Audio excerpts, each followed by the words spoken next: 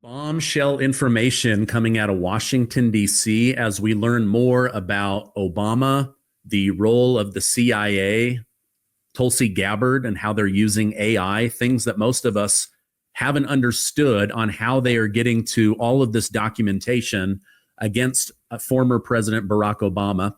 To help me go through these stories, I have Eric Eggers. Eric, thank you for joining me again. Stephen, it's great to be back. How you doing? I'm doing very well. Thanks again for coming on.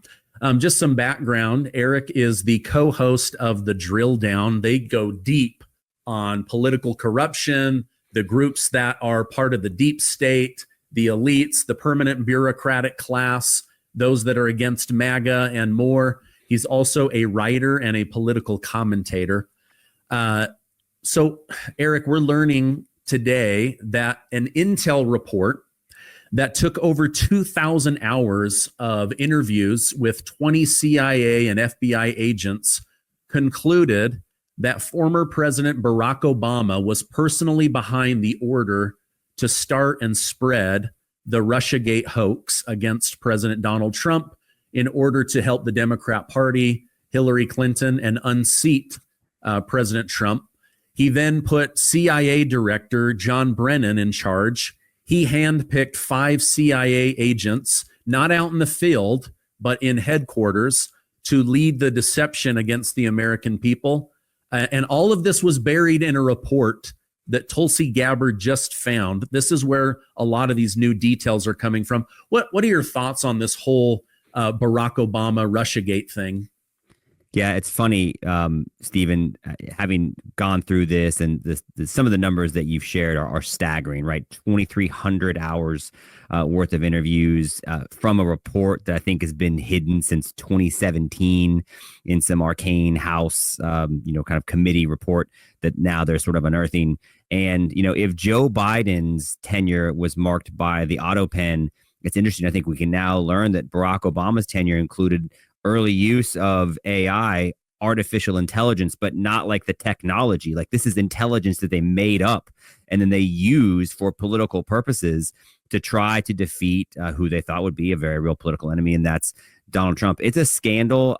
I don't know that I'm one of those people that will say it's signs of treason and it's some reason why we should now put former President Barack Obama in prison. But I do think that it's made this story worse. And I'm excited to talk to you today about the larger context. And I think we even spoke last time we visited about the reason why they were doing this in the first place is actually, the whole Russiagate collusion thing was flimsy. It's been false. And I guess now the big takeaway is they knew how bad it was. They knew how fake it was, and that in no way stopped them from continuing to perpetuate it because of what they deemed to be the political necessity of it. Yeah. There's a quote, I believe it's Mark Twain: "A lie can get halfway around the world before the truth can tie its boots," something like that. 60% of Democrats today in 2025 still believe that Russia rigged the election for Donald Trump. How is it that intelligent Americans can't understand that this was artificial intelligence that was weaponized against them? And I don't understand. Like, I was tricked. I've admitted that. Why aren't these other people going, holy crap, the person I thought I could trust actually broke my trust. I don't like being lied to. I don't like being tricked. Is that kind of thinking just not happening? Yeah, it's almost like there's 4 different things that Russia was accused of. And because one of them might still maybe be true, the reporting is like, well, there's been no evidence to suggest that the findings of this Senate Intelligence Committee, of which Marco Rubio was part, the reports always mentioned, so there's like, look, Marco Rubio is part of the Senate Intelligence Committee. They looked at this. They found that ultimately Vladimir Putin did prefer, is the language I think they used, Donald Trump over Hillary Clinton, therefore everything else is okay. And the reality is this just not, right? Because the accusations were, well, first they hacked into the systems and they rigged the elections via cybersecurity crimes to help win the election for Donald Trump. Hillary Clinton herself even gave voice to some of those concerns in the aftermath of 2016, which is really interesting when you think about it, considering how actively people were censored after 2020, but that's a separate conversation. And then it was, well, okay, so maybe they didn't hack into the actual databases, but clearly Donald Trump was an agent. And we have this incredible dossier of intelligence, the Steele dossier that the Clinton campaign actually paid for and then sent around to journalists. And well, so that's a true thing, right? And then we find out is the other intelligence that suggested that Russia might have been doing whatever it could to help Donald Trump when they used that Steele dossier as legitimacy to help bolster the argument in the Obama intelligence agencies to then send that thing out. So it's like a lie based on a lie based on a lie. And then we have enough lies together. Let's go sell this to the American people. And it worked. I mean, it didn't work in the sense that Donald Trump won the election, but it worked in that the mainstream media reported on it. And not just did they report on it, they gave themselves awards and Pulitzers based on that reporting. And those awards have not been revoked, right? I mean, we took O.J. Simpson's Heisman Trophy away because he committed murder, not because he wasn't a good football player. But these awards that are now proven to be lies have yet to be revoked or even, I think, reconsidered. And that's, among the things that are quite scandalous about this story. I've got 8 books on Amazon. You can look that up. I understand putting your heart and soul into writing articles and books and information. But I know this about myself. Like if I had written something that became a Pulitzer Prize article and then everything I had written, whether I knew or didn't know, turned out to be completely false, I would just have to give that back. Like I would not, like that could not sit on my fireplace and look me in the face and remind me, oh yeah, I got rewarded for writing about something that almost destroyed a country, almost destroyed a family, almost destroyed a presidency.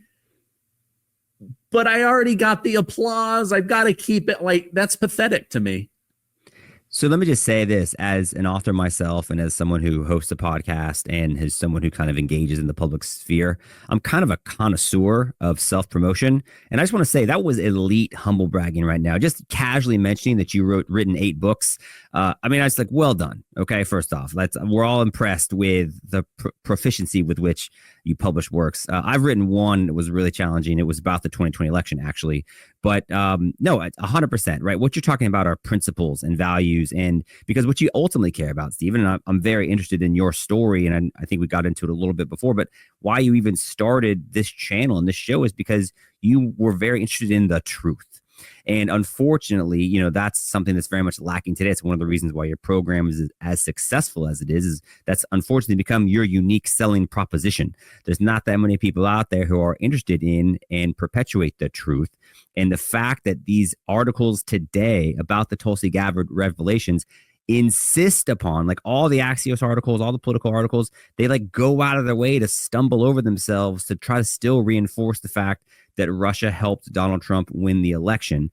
And I guess I would just say, like, look at what's happened since then. Like, look at whose regimes have been better for Vladimir Putin. It hasn't been the Trump regimes. It's been the opposite, in fact. And, and that's actually the larger backstory. The whole reason why the Clinton campaign fabricated this Russia hoax narrative via the Steele dossier in the first place, remember, is because we actually did a book called Clinton Cash, and we talked about all these financial transactions that the Clintons had benefited from financially while Hillary, as Secretary of State, presided over the transfer of U.S. uranium assets to Russia at the same time that Bill Clinton was getting paid $750,000 by the Kremlin to give a speech, and people who benefited from these uranium transactions were donating hundreds of millions of dollars to the Clinton Foundation.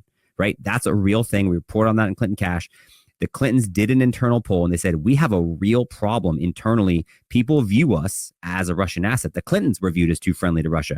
Hillary, as Secretary of State, also participated in something called Skolkovo. It was the Russian version of Silicon Valley. Her campaign manager, John Podesta, was on the board of one of those companies that made money off of it. So like Hillary was the one that like championed the hit the reset button on relationships with Russia. She had a problem. The American people knew it. And so they said, all right, the best way for us to do about this, the best thing for us to do about this is to lie. Let's say it's not Hillary with the Russia problem, it's Trump with the Russia problem. That's why they fabricated and paid for the Steele dossier. They then sold it to the intelligence community and to the journalism community. And that's what then is used to perpetuate even more lies about what Russia was allegedly doing to Trump. And that's what we now have a better understanding of, just how high the decision to lie to the American people went, and apparently went all the way to Barack Obama. Yeah, it did. Let me put something up here on the screen that just came out in the last 24 hours. So it looks like the U.S. House Committee just voted last night to subpoena Bill and Hillary Clinton to come in and testify about their relationship and their knowledge of Jeffrey Epstein and any victims and any predators. Now, they're obviously not going to say their own names, but I think that's interesting. We've got a former Secretary of State who ran for president and a former sitting president being called in on the Jeffrey Epstein situation. I want to go to that, and then I want to go back to the Tulsi Gabbard thing. What are your thoughts on them being called in? Is that just a waste of time? They're obviously they're going to do what Dr. John O'Connor did about Biden's mental health and probably just plead the fifth. But it's a bold move. It's a bold move. I think I tend to agree with you. I'm not sure how successful it will be. Remember, Bill Clinton was impeached back when being impeached was a very rare thing, for committing perjury, right, in the testimony over something that we knew happened. We knew he had an inappropriate relationship with Monica Lewinsky, and he's such a skilled lawyer, at least he considers himself to be. I mean, that's where it depends on what the definition of the word is. It's like one of my favorite jokes. Again, what's Bill Clinton's favorite verb? Well, it might be is. Here's a guy who's been able to kind of avoid telling the truth in very high stakes circumstances. I think Hillary Clinton's much the same way. I will say this. I think the Epstein story is really fascinating. I think it matters mostly in the context of the lies that the Biden administration told the American people for 4 years. We were lied to about the 2020 election being the safest and most secure in American history. We were lied to about the fact that Joe Biden was cognitively quite capable and flexible. And then we were lied to about the fact that, well, when you replace Joe Biden with Kamala Harris with no votes being cast whatsoever, Donald Trump is a threat to American democracy. So then when you now have Trump in charge and it's his people who have been saying one thing about the Epstein files come in, and now people are saying something else, I think the American people have enough of a nose for, I'm not getting the whole truth here. And we actually elected you to do that for us.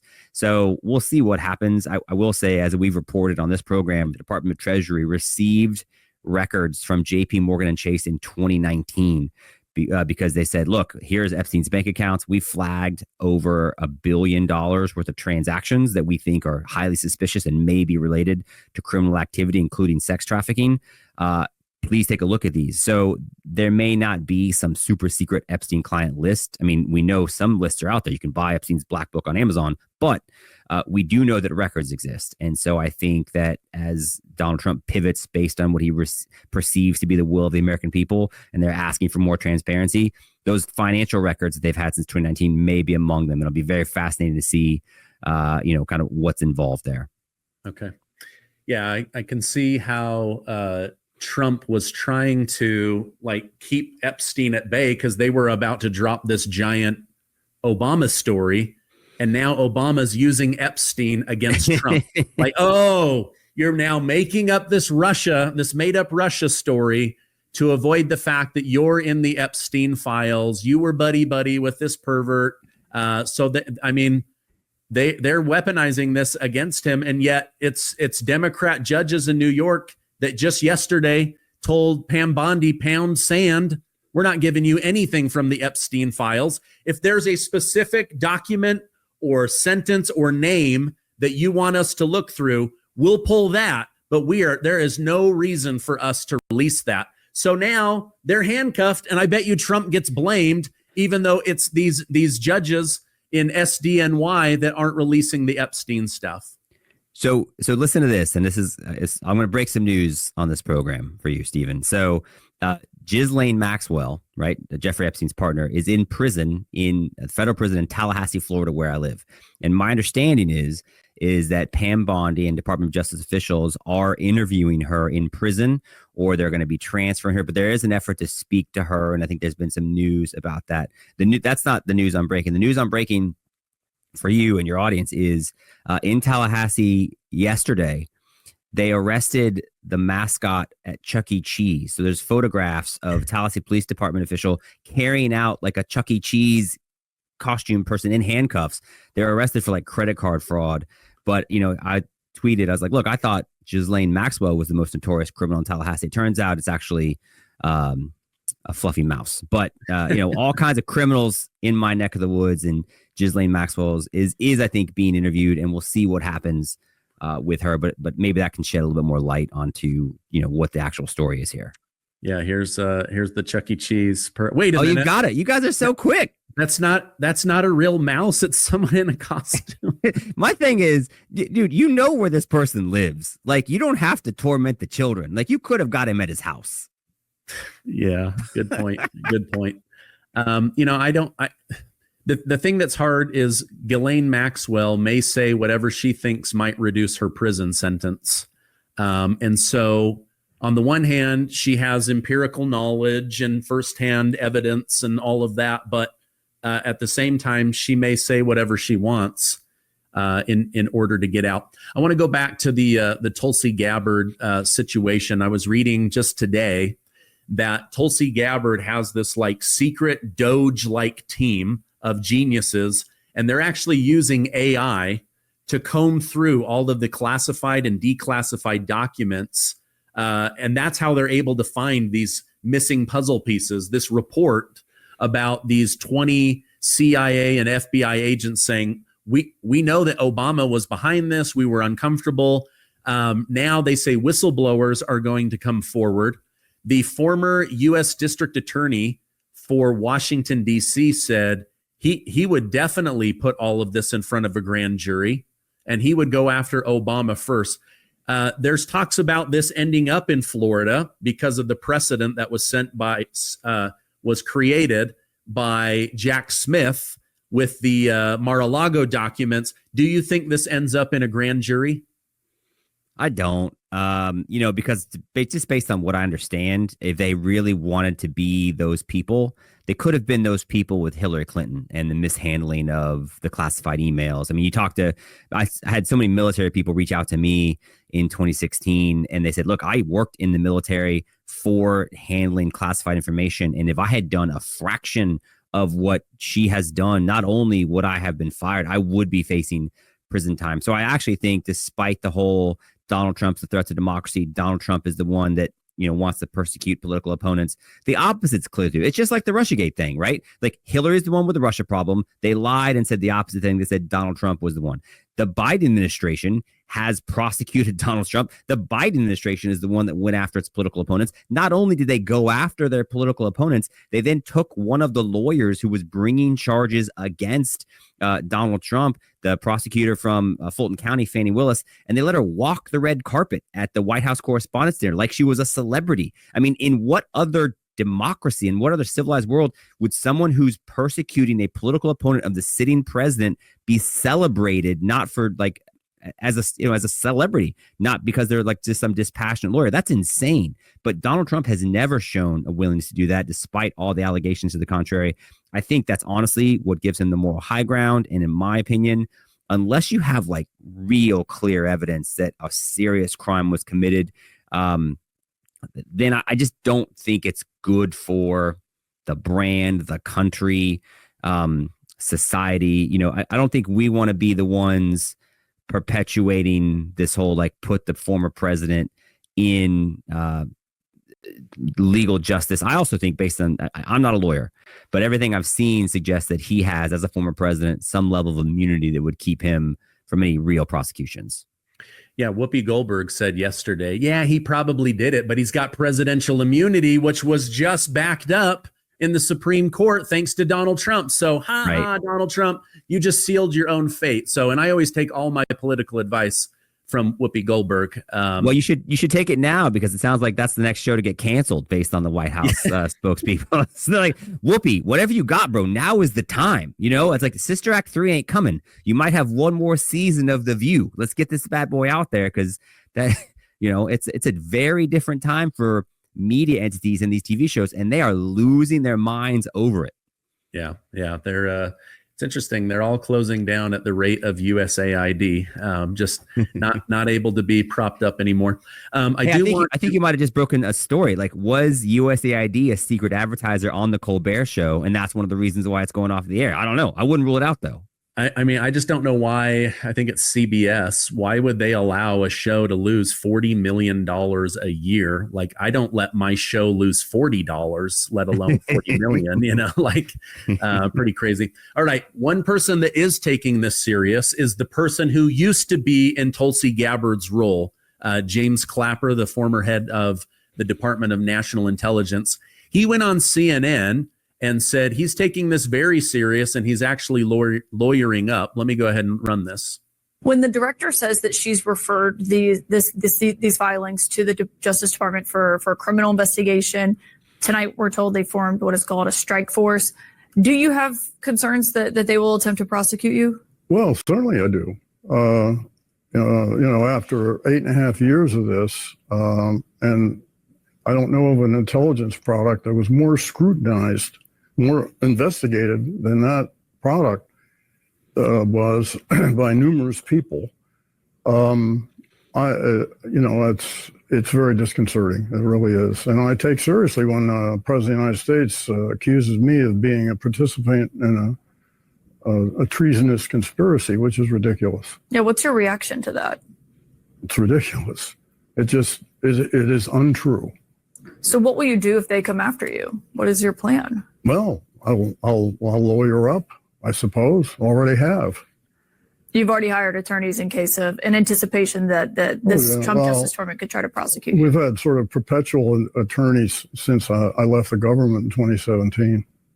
Former Director James Clapper, thank you for joining us tonight. All right. So he's worried about it. Says that this was the most investigated product that the government ever put out. But now we're finding, I don't know if it was the most investigated or the most manipulated. I don't know. I get so confused because am I on the wrong side of history here?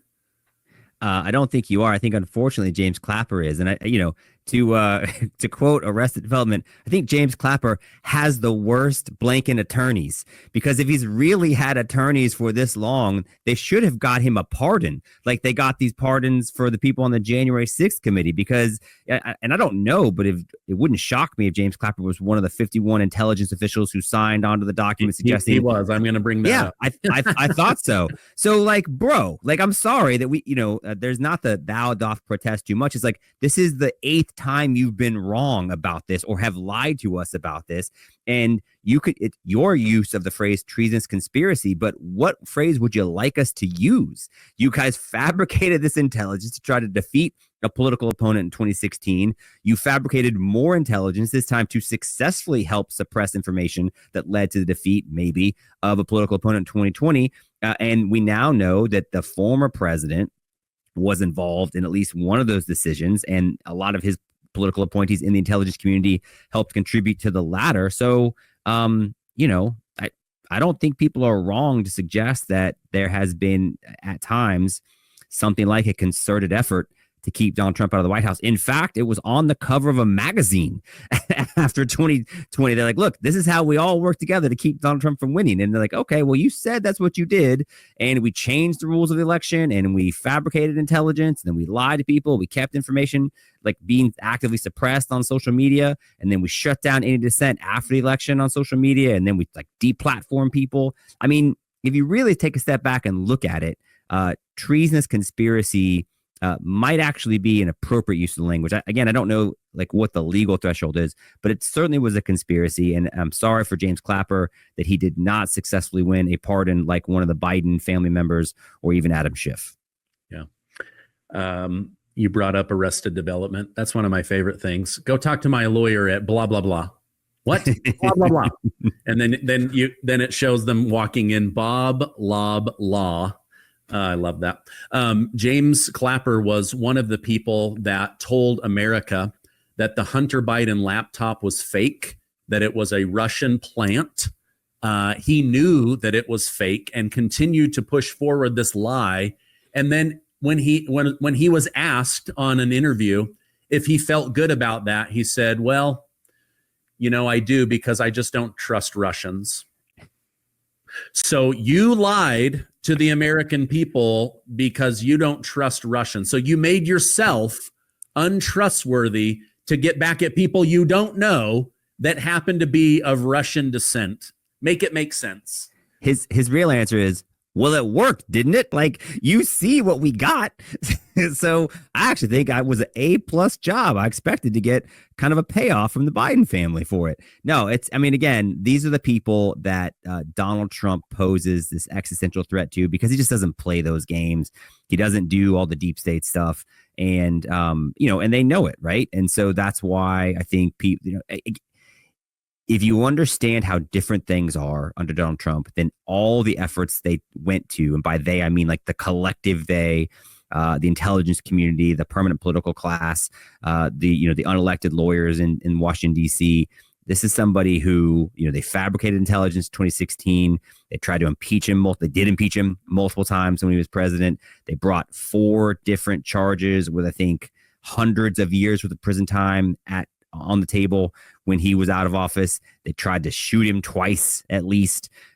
We, fundamentally changed the way we conducted elections in 2020. And then they tried to leverage the federal government in unprecedented ways to register as many people as possible ahead of 2024. And, 2020 it worked. The other 2 times it didn't. But there's a reason why they went to these unprecedented efforts to keep Donald Trump out of the White House. It's because he is not part of that crew, right? And so that's why they have to lie and make these things up. And it's very interesting to see people be held accountable. He said 8.5 years.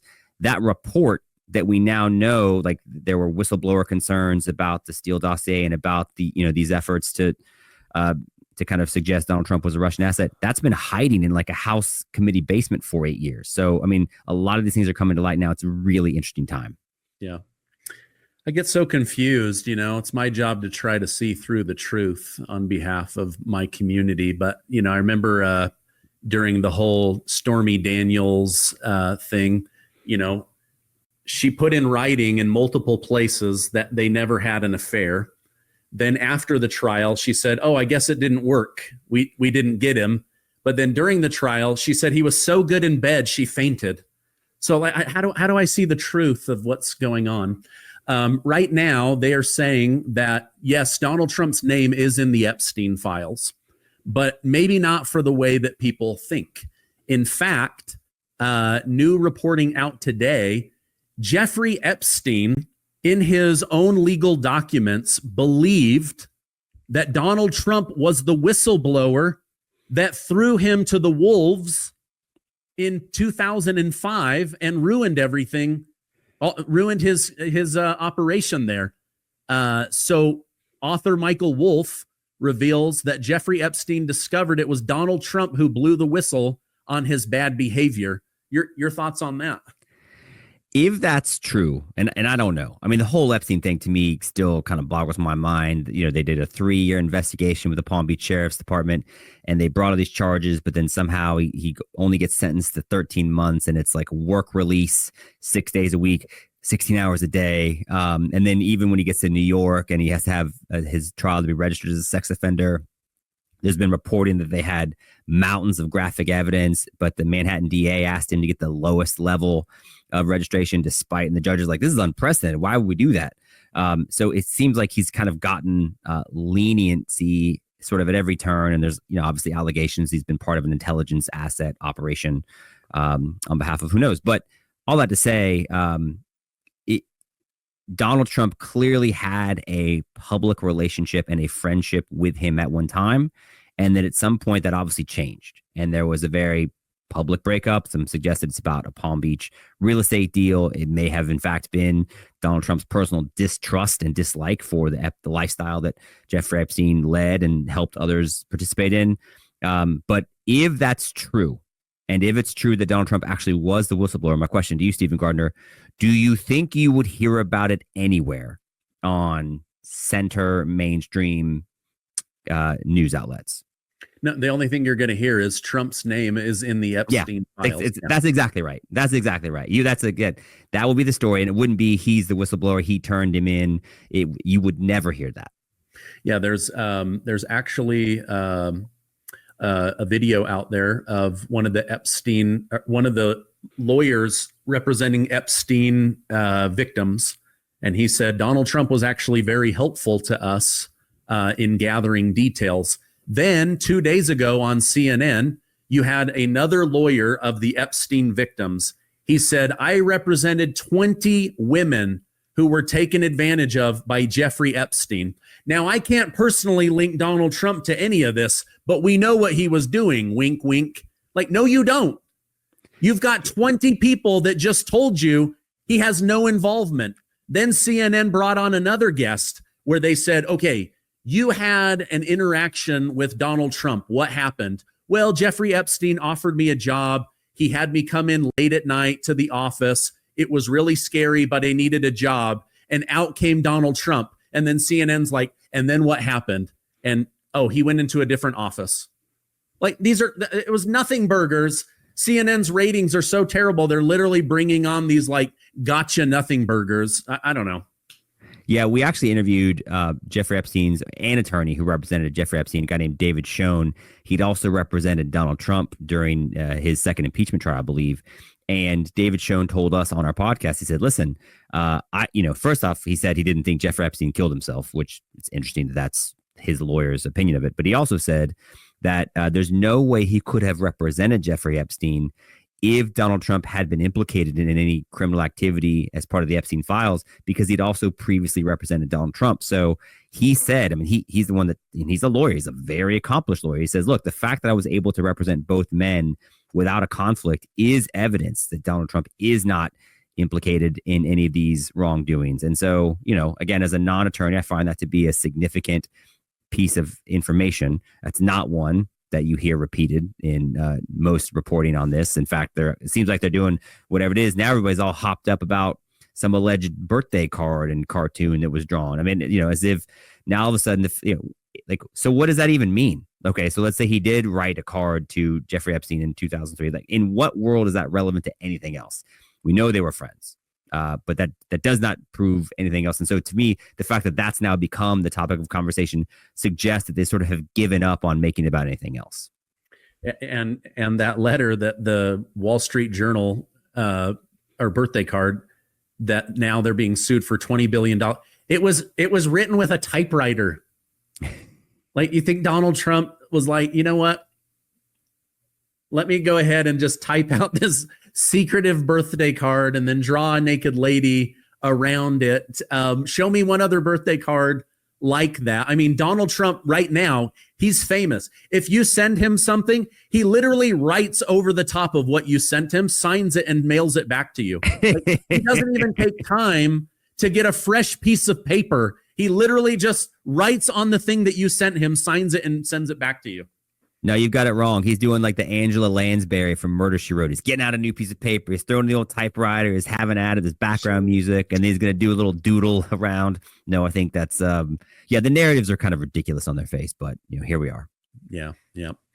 Well, Eric, this has been a fun conversation. I'm trying to get information out there. How's Tulsi Gabbard getting this information? Where did these reports come from? Why didn't Durham and Mueller have these? Okay, now we're finding that this stuff was either hidden or lost or purposely buried. Now they're using AI to comb through all of this. Donald Trump is in the Epstein files, but not for any reason. I mean, until you have somebody coming forward saying, I have definitive proof that he was a creepo and did stuff with kids, I think it's just all smoke and mirrors by the Democrat Party in order to humiliate Donald Trump in public. Yeah, I think what's true is if they had it, and let's not conflate it, right? I mean, there's the revelations about the fake intelligence with the Clinton campaign and the Russian intelligence. And then there's okay, what do we know about these Epstein files? I think if there had been any information connecting Donald Trump to Epstein in a meaningful way, I think absolutely it would have been deployed over the 4 years of the Biden administration. I mean, they fabricated lots of other things. So if they had a real thing, you don't think they would have used it. So I kind of put that one to bed, no pun intended. And then on the Tulsi Gabbard stuff, I think what we're actually finding is whistleblowers did come forward. That's actually one of the more newsworthy revelations of this thing. Is like, no, there was intelligence whistleblowers who said, this is wrong, guys. This is made up stuff, and you know it. And then I think one of the, the intelligence directors like, well, yeah, but it rings true, right? Like, it sounds true. So that's almost enough. And clearly, as far as Donald Trump's concerned, if an allegation sounds true, then it's good enough for the intelligence community, it's good enough for the journalists, and it's good enough for the politicians who are trying to defeat him. That's the big takeaway from this story. Thank God for Tulsi Gabbard. Thank God for these Doge-like people who are using whatever tools they have. Because think about it. If there's 2,300 hours worth of interviews, it sounds like they've buried it. And they, if they tried to hide it just through like the literal needle in the haystack. So if they are now able to kind of sort through this stuff more quickly, I can't wait to see what else comes out. And I think this may be, unfortunately, for people like Mr. Clapper, the tip of the iceberg. Who knows what else they're trying to do? Yeah, absolutely. Eric, if people want to follow you, catch your show, where can I point them? You can point them to, it's very kind of you to ask, Stephen, thedrilldown.com. You can find me on Twitter. I still call it Twitter, you know, like I'm not weighing on the Redskins thing, but I'm team Twitter all the way. Okay. So it's at Eric_Eggers. And, you know, you can find all of the shows on any podcast platform. Peter Schweizer and I do a show each week. And, you know, I just appreciate you and appreciate your commitment, Stephen. It's one of the greatest lines I've heard. I have to say it again, because we want to keep it short. The mind can only absorb what the butt can endure. So I feel like we have to, I got to quote Stephen Gardner as we close out this episode. Yeah, it is such a great line, and I truly believe it, which is why this video is under 40 minutes. Thanks so much for being on. I'll put those direct links down below. I hope you have a great rest of your day.